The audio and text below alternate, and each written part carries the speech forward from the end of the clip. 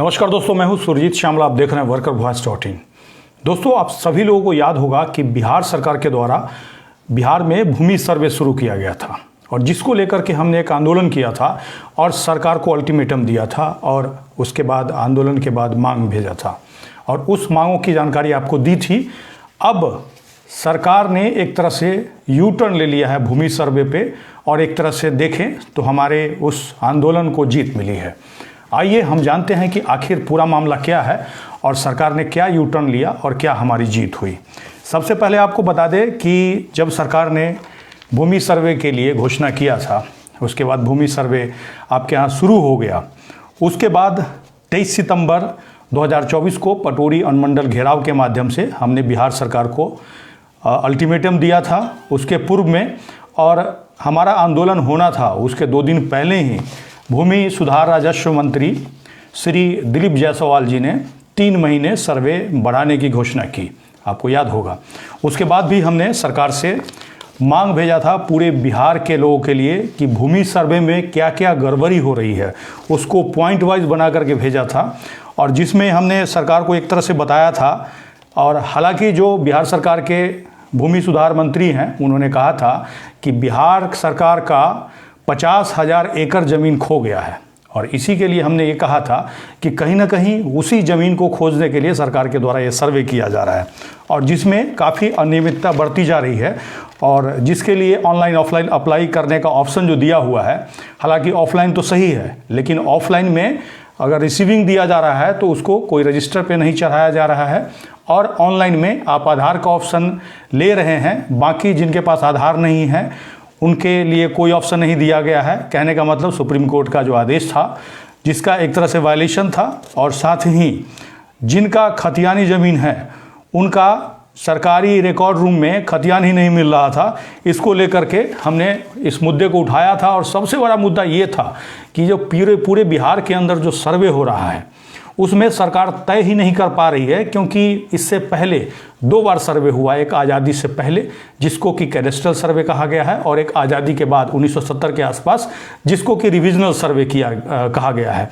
और दोनों सर्वे में क्या है कि बहुत सारे जगह पे आप देखिएगा अलग अलग ज़िलों में, अलग अलग प्रखंड में कहीं पे ये पुराने यानी कि कैडेस्ट्रल सर्वे के आधार पे अभी सर्वे कर रहे हैं और कहीं कहीं पे ये रिविजनल के आधार पे कर रहे हैं।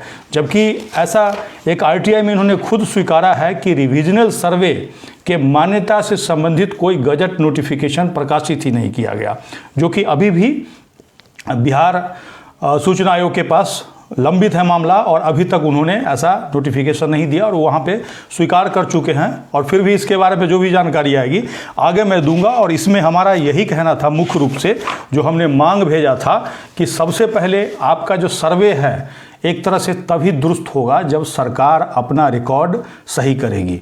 और एक तरह से देखिएगा तो सरकार ने खुद मान लिया है और क्या यू टर्न लिया है उसको बताने से पहले काफ़ी संक्षेप में मैं आपको बताना चाहूँगा कि हमने 6 मांग सरकार से किया था। पहला जो मांग था, बिहार सरकार रैयती ज़मीन से संबंधित रिकॉर्ड है उसको सुधार करे। कहने का मतलब इन्होंने कैडेस्ट्रल सर्वे के आधार पे कुछ ज़मीन है आपका यानी कि खतियानी ज़मीन है, उसको क्या किया, रिविजनल सर्वे जो किया उसमें दाखिल खारिज करना शुरू कर दिया रिविजनल सर्वे के आधार पे।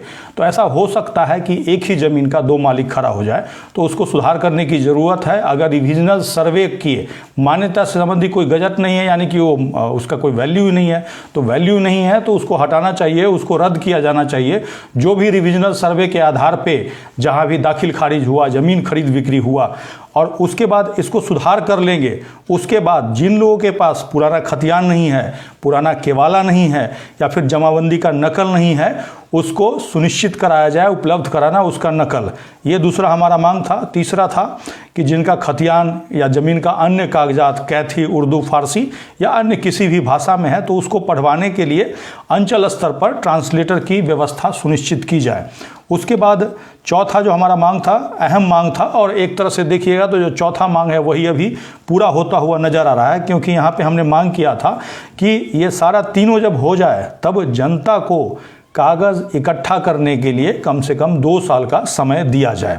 उसके बाद 5वां मांग था भूमिहीन परिवार को सरकारी भूमि पर बसे आवासीय भूमि को उनका स्वामित्व घोषित किया जाए। लगान जमा करने में अफरा तफरी का माहौल को नियंत्रित कर शोषण मुक्त मालगुजारी वसूली की गारंटी सुनिश्चित की जाए। ये सब मांग था और इसी के तहत आपको बता दूं कि हमारे पास जो जानकारी आई है, अभी सरकार ने भूमि सर्वे पे यू टर्न ले लिया है। और इसके लिए आपको बता दूं कि कल भागलपुर में मीटिंग थी और उसी मीटिंग में ये सरकार की तरफ से घोषणा किया गया है। किन के द्वारा घोषणा किया गया है वो सारी जानकारी मैं आपके लिए लेकर के आया हूँ। आपको बता दूं कि भागलपुर के अंदर जो राजस्व अधिकारियों की मीटिंग थी उसमें भूमि सुधार और राजस्व मंत्री श्री दिलीप जायसवाल जी ने खुद ही माना है कि अभी का जो भूमि सर्वे है काफ़ी जटिल है, जिसको सरल बनाने के लिए सरकार कानून बनाने जा रही है।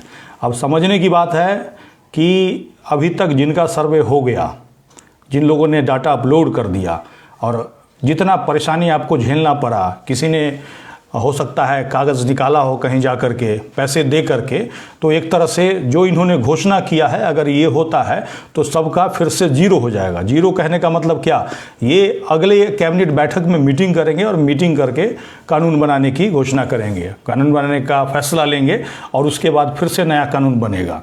तो एक तरह से अगर गांव के भाषा में समझिएगा तो इसको हम इस तरह से समझ सकते हैं कि किसी ने भोज के लिए सबको बुला लिया हो और लोगों को भोज खाने में प्रॉब्लम हो रही हो या फिर सब्जी कम हो गया हो, चावल कम हो गया हो, तो फिर से क्या कर रहे हैं, ये चावल की खेती शुरू कर रहे हैं और सब्जी की खेती शुरू कर रहे हैं। तो अब एक बात कमेंट्स करके बताइएगा कि अभी तक जितने लोगों को पूरे बिहार के अंदर इन्होंने परेशान कर दिया। इसीलिए परेशान कह रहा हूँ क्योंकि किसी ने मुंबई से आकर के वहाँ सर्वे के लिए पेपर इकट्ठा किया होगा, किसी ने किसी दूसरे स्टेट से, कोई दिल्ली से, कोई कलकत्ता से, कोई मद्रास से बिहार जा करके और ये सारा काम करा करके वापस आ गया हो।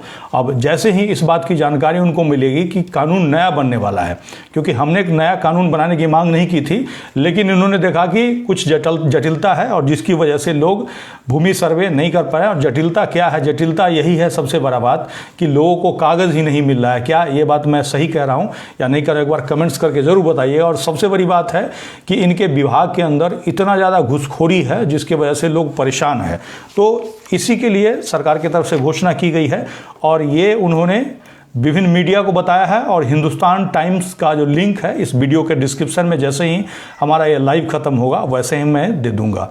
और इसके साथ ही उन्होंने ये भी कहा है, अपने सभी विभागों को निर्देश दिया है कि लंबित मामले को निपटारा न्याय के साथ निर्धारित अवधि के अंदर करें।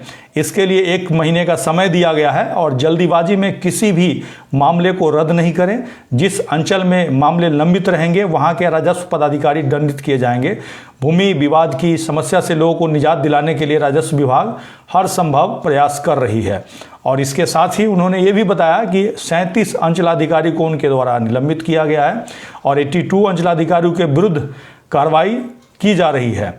और तो और जो आपको प्रॉब्लम हो रही है और इसी के लिए आने वाले समय में सरकार कानून लेकर के आएगी और कानून लेकर के आएगी। उसके बाद ये देखना है कि अब क्या बदलाव किया जाता है। लेकिन मैं इस वीडियो के माध्यम से जायसवाल जी को या फिर जो भी बिहार सरकार के भूमि विभाग के अंदर जो भी अधिकारी हैं उनको यही कहना चाहूँगा कि उनको सबसे पहले उनको क्या असुविधा हो रही है भूमि सर्वे में उसको देखना चाहिए।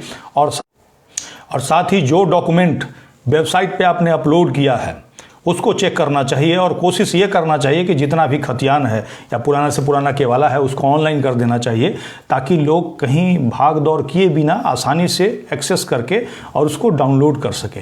दोस्तों, ये जानकारी आपको कैसी लगी कमेंट्स में लिख करके जरूर बताएंगे। इस वीडियो को अधिक से अधिक शेयर करेंगे ताकि अधिक से अधिक साथियों तक जा सके।